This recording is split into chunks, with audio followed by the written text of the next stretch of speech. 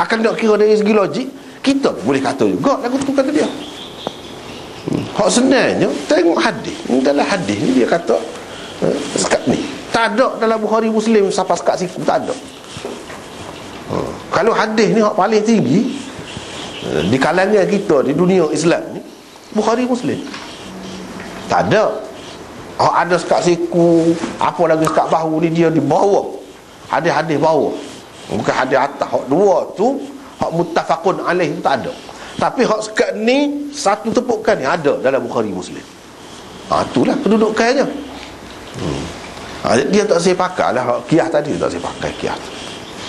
Orang hak kata sekat lengan, sekat ni, sekat bahu ke, sekat ketiak ke, dia kata bukan masuk tangan belakang ni, tangan. Sebab Tuhan sebut secara mutlak tangan. Kalau air semaya, dia kata sekat siku. Kita sekat siku lah. Tapi hak ni dia sebut tangan. Kalau kita buat sekat ni, boleh jadi tak kena. Sekat ni tak kena lagi. Hanya kita ambil belakang. Dia faham gitu.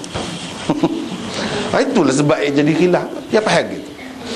Tetapi kalau penyelesaian hak moleknya sebenarnya, sepatutnya kita pergi kepada hadis.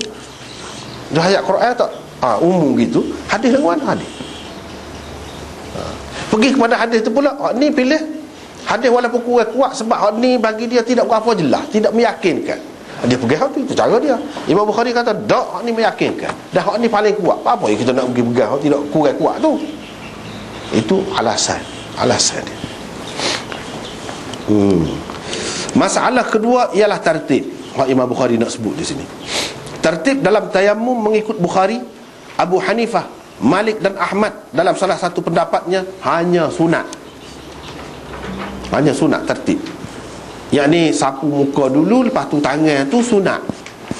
Bagi demo ni. Mengikut Syafi'i dan ashabnya tu maksudnya anak-anak buah dia lah, tertib merupakan salah satu fardu dan rukun dalam tayammum, serupa dengan dalam wuduk juga. Yang ni tak sah kalau kita buat terbalik. Bagi mereka ni, tayammum seseorang tidak akan sah tanpa tertib. Hanabilah, ni istilah-istilah dia. Hanabilah, yakni ulama-ulama dalam mazhab Ahmad. Hanabilah, Imam Ahmad bin Hanbal tu. Hambali jamaknya Hanabilah. Hambali orang yang bermazhab Hambali. Hanabilah ulama-ulama dalam mazhab Ahmad bin Hanbal. Ahmad bukan Hanbal tutup dia sebenarnya. Ahmad bin Muhammad bin Hanbal, tapi dia terkenal dengan nama tu. Sebab apa kalau sebut Ahmad, kan ramah sangat nama nak Ahmad. Mazhab Ahmadi pun ada. Lepas tu ataupun kalau ayah nama Muhammad pun ramah juga. Mazhab Muhammadi misalnya kita, ramah juga. Tapi kalau Hanbal tu jarang, boleh beza daripada hak lain. Sebab tu jadi terkenal dengan Hanbal tu. Hanabilah ni jamak, berpendapat tertib dalam tayammum hanya wajib untuk mengangkat hadas kecil. Wajib tu kalau nak mengangkat hadas kecil, wajiblah tertib. Adapun untuk mengangkat hadas besar, ia tidak diwajibkan pula. Itulah pendapat mazhabnya. Kalau tak tahu mazhab, inilah yang sahih dalam mazhab Ahmad. Kalau dalam mazhab Ahmad lagu itulah, tertib itu wajib untuk mengangkat hadas kecil. Tayammum untuk mengangkat hadas kecil. Tapi kalau untuk mengangkat hadas besar, tidak perlu tertib.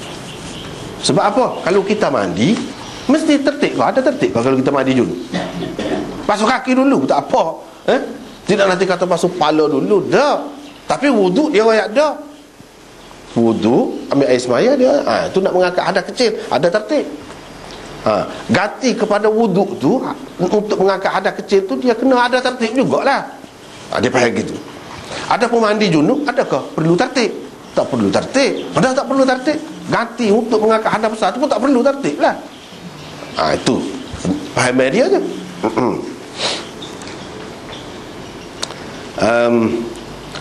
Pendapat yang sahih dalam mazhab Ahmad lagu itulah mazhab Ahmadnya. Mungkin juga bab ini diadakan oleh Bukhari dengan tujuan menyatakan kaifiat atau cara tayammum orang berjunub. Berdasarkan hadis bab ini, ia tidak berbeza daripada tayamum untuk mengangkat hadas kecil. Dia nak ceritanya tayamum untuk mengangkat hadas besar serupa dengan untuk mengangkat hadas kecil. Tidak kata berbeza. Tu sekali tepukkan juga. Tidak kata dah hadas besar kena 2 kali, hadas kecil sekali tepuk. Tidak, serupa saja. Lepas tu kita pergi tengok hadis-hadis ni hak bangun ni juga. Hadis Ammar tu lah, dia tak ada orang lain dah. Bukhari ni ada 2. Hak dia mari ni hadis Ammar ni, hadis Imran bin Husain.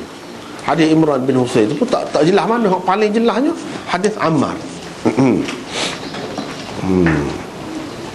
Di sini ada perbincangan di antara Abdullah. Maksud Abdullah di sini ialah Abdullah bin Mas'ud dan Abu Musa al-Asy'ari.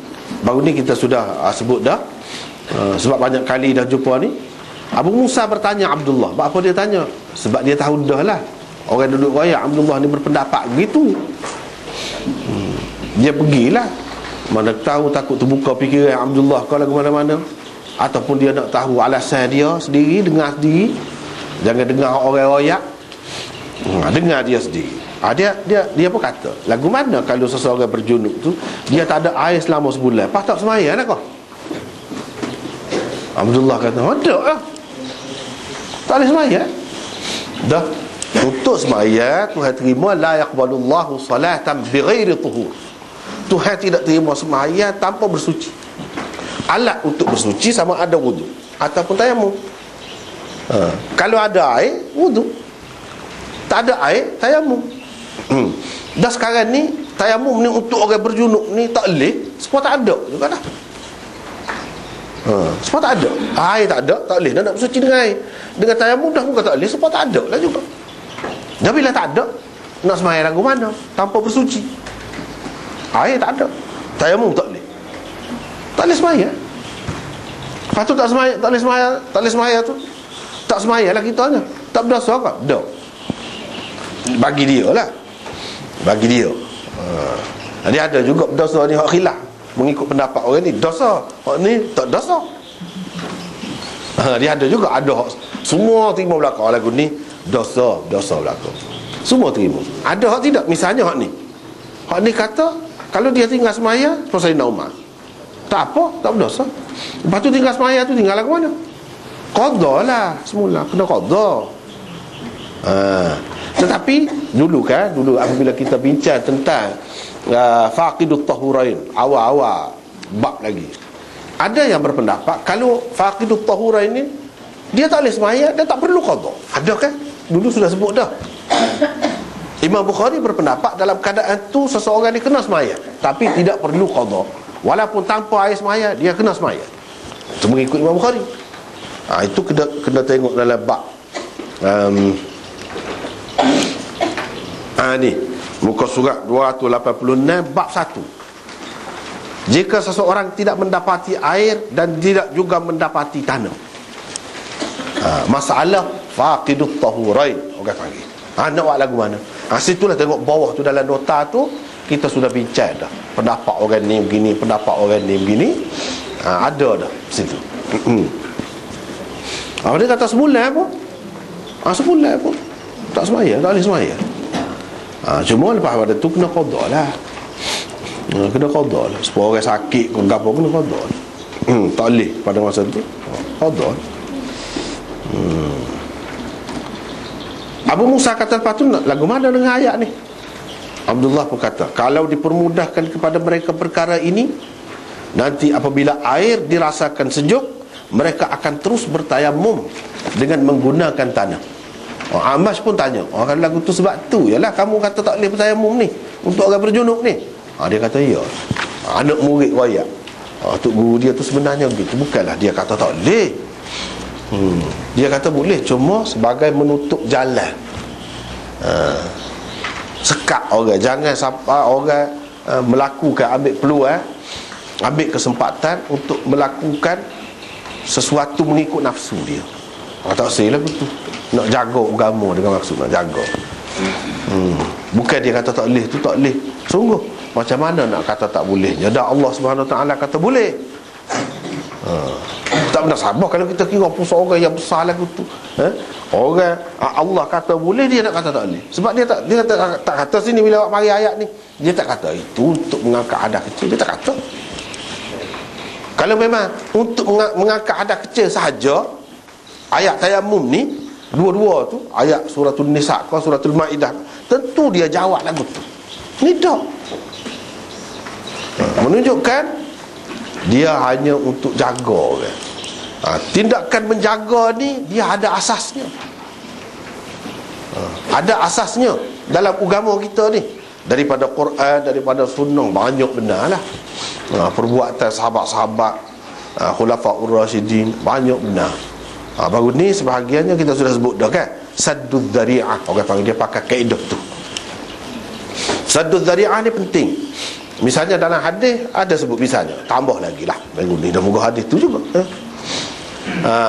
Nabi SAW ada bersabda, la yarithul qatilul maqtul. Pembunuh tidak dapat mewarisi orang yang dibunuhnya. Pembunuh tidak mewarisi orang yang dibunuh. Bukan semua orang dalam dunia ni kita boleh warisi harta dia tu kan. Hak mana boleh tu lah. Hak mana masuk dalam bab saka tu boleh dia terima pusaka. Hak orang nunu mana-mana tak kira hak tu. Maksud hadis tu misalnya anak akan boleh pusaka daripada ayah. Anak tu bunuh ayah. Tak boleh dah lah. Tak boleh dah pusaka. Sebab apa? Sebab dia nak apa dia? Dia nak gak tu sebab bunuh. Hak tu tak boleh bui. Kalau kita bui hak tu dah boleh juga. Buka jalan lah tu maknanya. Buka jalan. Hadis tu sebenarnya guna kaedah saddud dhari'ah. Guna kaedah saddud dhari'ah. Hak asalnya anak dalam Quran boleh tengok pusaka. Dia tak ayat kalau anak ni bunuh gini-gini tak boleh. Tak ada. Nabi ayat. Sebab apa? Bahaya tu. Kalau semata-mata anak boleh tengok pusaka daripada ayah, atau sebaliknya, boleh jadi, terutama zaman learn ni kan, zaman orang jahat-jahat ni, lama orang bunuh kerana nak insurans lah, macam-macam kan, insurans isteri dia, suaminya, macam-macam lah. Boleh berlaku. Tapi dengan ada hukum ni, tengok kemah tu. Hukum ni orang panggil saddud dhari'ah. Sebab kalau bunuh tak ada guna. Cuba fikir, ayah kita lagi. Pak kalau kita bunuh, tak boleh saja. Baik dosa. Baik dosa tunggu. Tunggu dia mati. Dah nak sangat mati dah. Ada juga orang sedih juga hidupnya kan. Kalau lagu tu keadaannya anak ataupun pewaris ni duduk nak tunggu kita mati, nak sakok. Sedih juga. Tak bunuh pun kalau lah tahu dia tu lagu tu, sedih juga. Tidak jugalah sedih benar lah. Kalau ibu bapa dia kan, Nabi sudah ayat tak boleh. Tak boleh. Sekat jalan lah. Tak boleh. Orang tidak akan buat. Sebab kalau tersalah pun, itu kalau bunuh dengan sengaja. Kalau ulama kata kalau bunuh dengan tersalah pun tak boleh juga. Hak sengaja tu memanglah jelas dalam hadis tu. Kalau bunuh dengan tersalah, tak boleh juga. Sebab apa tak boleh tu? Pakai kaedah tadi lah, saddud dhari'ah. Peringkat kedua. Saddud dhari'ah peringkat pertama tu hadis tu dah. Peringkat yang kedua, kalau bunuh secara tersalah. Sebab apa? Dia boleh kata dia tersalah, sebenarnya dia tidak sengaja. Manalah orang nak tahu hati ni sengaja ke tidak sengaja? Yang jelasnya dia telah bunuh. Tak boleh. Dengan sebab tu kena beringat. Dia jadi beringat benar lah. Tak akan buat lah tindakan-tindakan yang menyebabkan kematian, berlakunya kematian orang yang sepatutnya diwarisi dia tu. Itu semua pakai kaedah saddud dhari'ah. Tengok dalam hadis ulama-ulama pakai sebanyak mana. Wa qul lil mu'minat yaghdudna min absarihin wa qul lil mu'minin yaghuddu min absarihim wa qul lil mu'minat yaghdudna min absarihin. Tuhan suruh alihkan pandangan, tundukkan pandangan lelaki dan perempuan. Jangan tengok renung gitu. Sekadar yang perlu ialah sekadar yang perlu. Sebab apa? Tak boleh kau tengok. Kalau tengok bahagian yang boleh tengok, boleh.